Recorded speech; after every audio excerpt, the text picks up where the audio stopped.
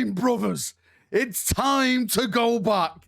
It's time to return to the planet where it all started, where the orcs launched their crusade into the stars, where Grimaldis made his name, where the salamanders were told to get out of my city, where heroes were born, where angels fell.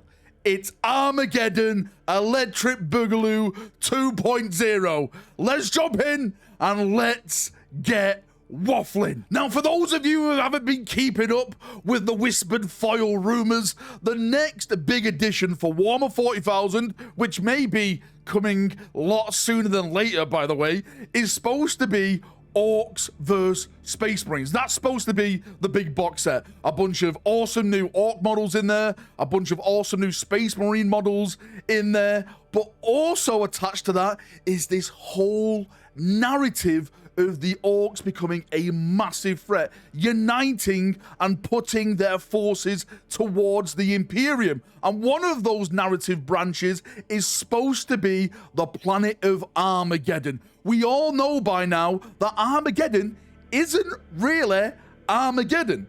Armageddon is actually Ullanor. It is the home planet of the Orcs. That's why they want to go back there so much. And this narrative is all about the Orcs returning and another huge war. Now, how does all this connect with the current shenanigans, what's going on in Warhammer 40,000? Well, from what we have with this image that we've been talking about now for weeks since the actual LVO reveal, we know the next big Space Marine codexes are going to be Grey Knights, something to do with Salamanders, maybe it's Marines as a whole, and Black Templars. Now, what I'm going to say is that those three things are all linked because they've all taken part in previous battles of Armageddon. The Grey Knights were there during the first War of Armageddon, where they slew Angron and the demonic invasion. And by the way, may I add, the current lore right now on Armageddon is that demons are back on the planet. So this literally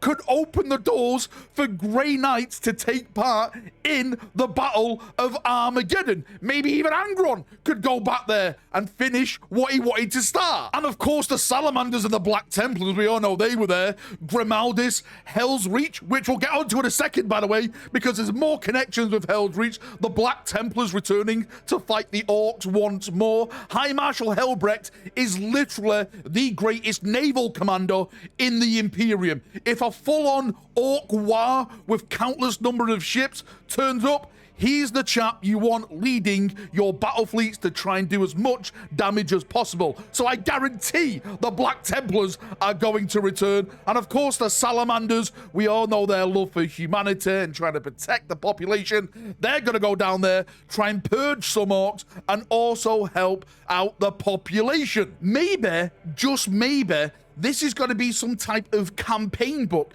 because we're still talking about that image with the salamander on there. A lot of people are talking about what the hell's going on with the salamanders. Are they getting a codex? Now, the foil hasn't told me about anything about a salamander codex, but maybe the foil is trying to betray me.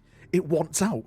It wants a new mind to corrupt. But who knows? I personally think it could be a campaign book linked to the next big phase of Space Marine releases. That next big phase of Space Marine releases, of course, the Salamanders, the Raven Guard, the Iron Hands, the Imperial Fist, the White Scars. They're all rumored to be getting new models, right? Hopefully new upgrade kits to go along with some of the new models they put out for the 40k range, like Terminators and stuff like that. I can't see. The foil is not showing me any new codexes at the moment. So hopefully it is some type of awesome campaign book where we get new lore, new characters, and new models. But also remember, attached to all this as well is the Space Wolves, which I'm hearing are going to be coming very, very soon. I thought it's going to be the back end of this year. Oh boy, oh boy, oh boy, oh boy, oh boy, oh boy, oh boy. No, no, no, no, no. The foil is deep within my mind.